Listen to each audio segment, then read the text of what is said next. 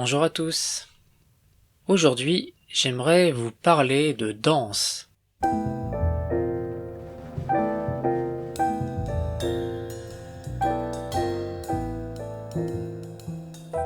Plus particulièrement, je voudrais parler du fait de danser à deux. Un point important dans la danse de couple, c'est que chacun des deux partenaires de danse, chacune des personnes qui dansent, va avoir un rôle spécifique. Les deux ne font pas exactement la même chose. Il y a, dans la plupart des danses de couple, un rôle de leader, on dit en anglais, ou de personne qui va guider, et un rôle de suiveur en français, ou follower en anglais. Et le principe va être que la personne qui guide, le leader, c'est cette personne qui va décider des mouvements que va faire le couple, de la manière dont le couple va danser, c'est-à-dire quel genre de figure, quel genre de pas de danse le couple va exécuter, va réaliser, et le suiveur ou la suiveuse, la personne, l'autre personne, son objectif, en quelque sorte, ça va être de devoir faire les mouvements qui sont indiqués par le leader. Dit comme ça peut sembler un rôle très simple, ou quelque chose dans lequel il n'y a pas forcément beaucoup de difficultés. En réalité, c'est quelque chose de très difficile, puisqu'il faut être capable de comprendre quel mouvement le leader essaye de nous faire faire. Il faut comprendre l'intention du leader et réagir rapidement. Car si jamais vous avez compris quel mouvement ou quelle figure le leader voulait vous faire faire, mais vous l'avez compris un peu trop tard, par exemple 1 seconde ou 2 secondes après le geste, après le mouvement qu'a donné le leader, eh bien c'est trop tard, ça ne va pas être joli, la figure ou le mouvement pourrait être considéré comme raté par quelqu'un qui observerait le couple en train de danser. Le leader, quant à lui, ou la personne qui lead, sa difficulté, ça va être d'imaginer, ça va être d'improviser des mouvements, des figures à faire faire.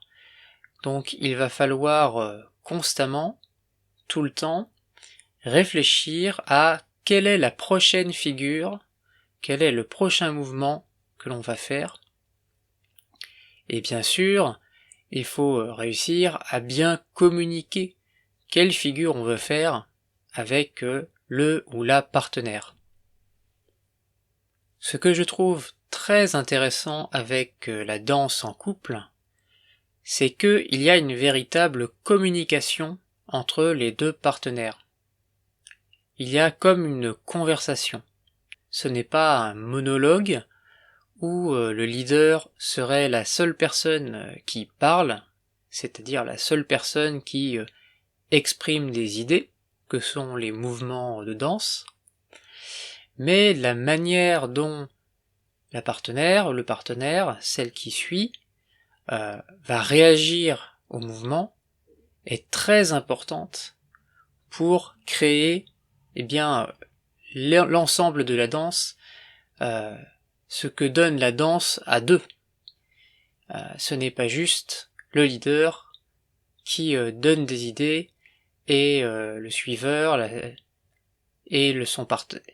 Ce n'est pas juste le leader qui donne une idée et la partenaire qui exécute, qui essaye de faire exactement l'idée qui est donnée. Non, la manière dont réagit la partenaire est très importante. Pour comprendre un petit peu mieux en quoi il y a cette communication, je vais vous parler un petit peu de mon expérience de la danse de couple.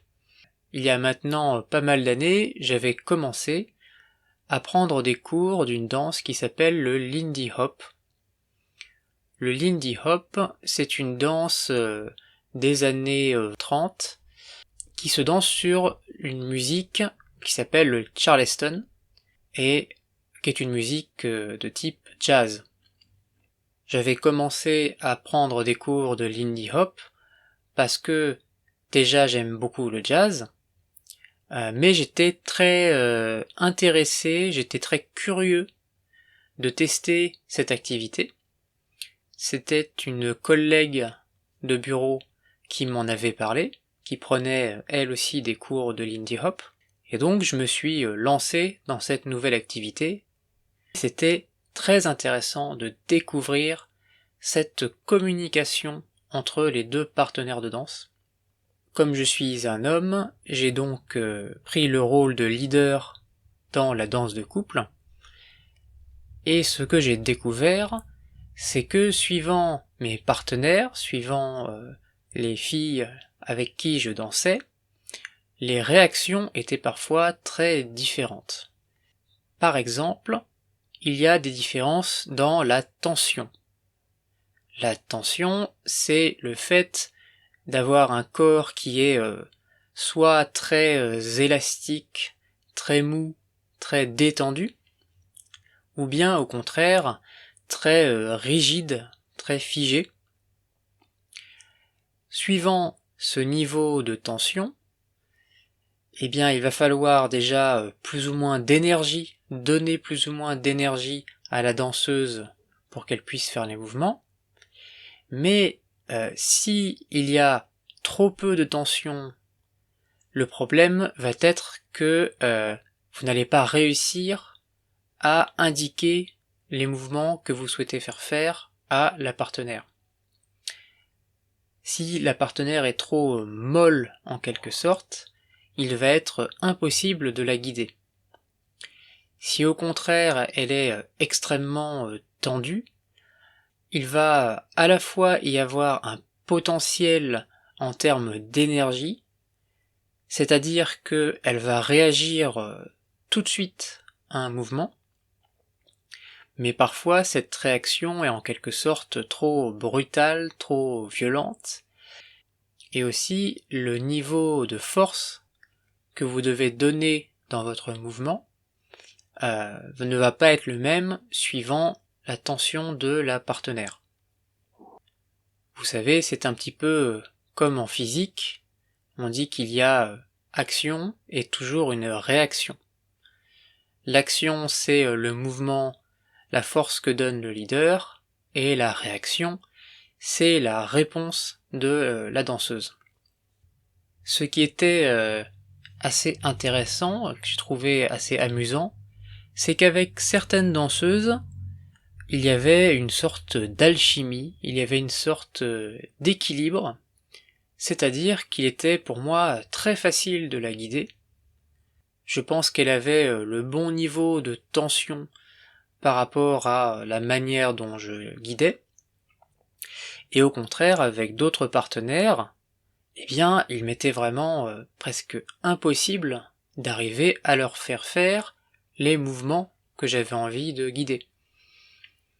Et c'était quelque chose d'assez étrange parce que la différence était parfois très grande. Ça pouvait aller de je n'arrive vraiment rien à faire avec cette danseuse. Bon, c'est un peu méchant à dire parce que ce n'est pas que la danseuse qui est responsable, c'est au leader aussi de s'adapter. Mais avec d'autres partenaires, j'avais l'impression de pouvoir faire beaucoup de choses et que ça marchait tout de suite beaucoup mieux. Je pense que c'est un petit peu comme dans une communication à l'oral, quand deux personnes se parlent. Avec certaines personnes, la conversation marche très bien, tout est très fluide, alors qu'avec d'autres personnes, au contraire, vous allez avoir beaucoup de mal à échanger.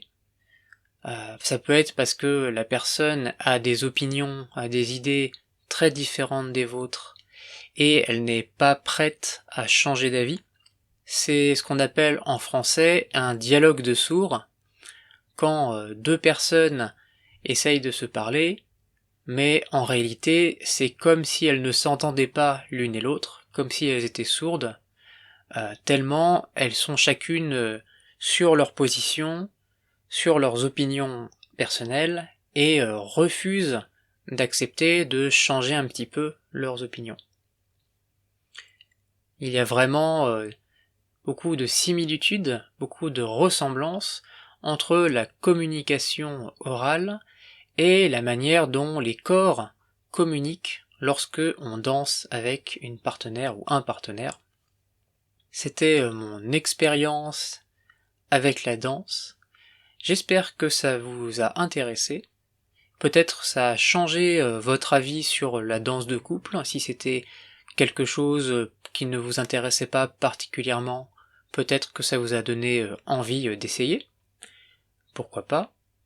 Si vous souhaitez m'aider à développer ce podcast et à me soutenir financièrement, je vous ai mis un lien avec toutes les informations dans la description. Merci pour votre écoute et à bientôt pour un prochain podcast.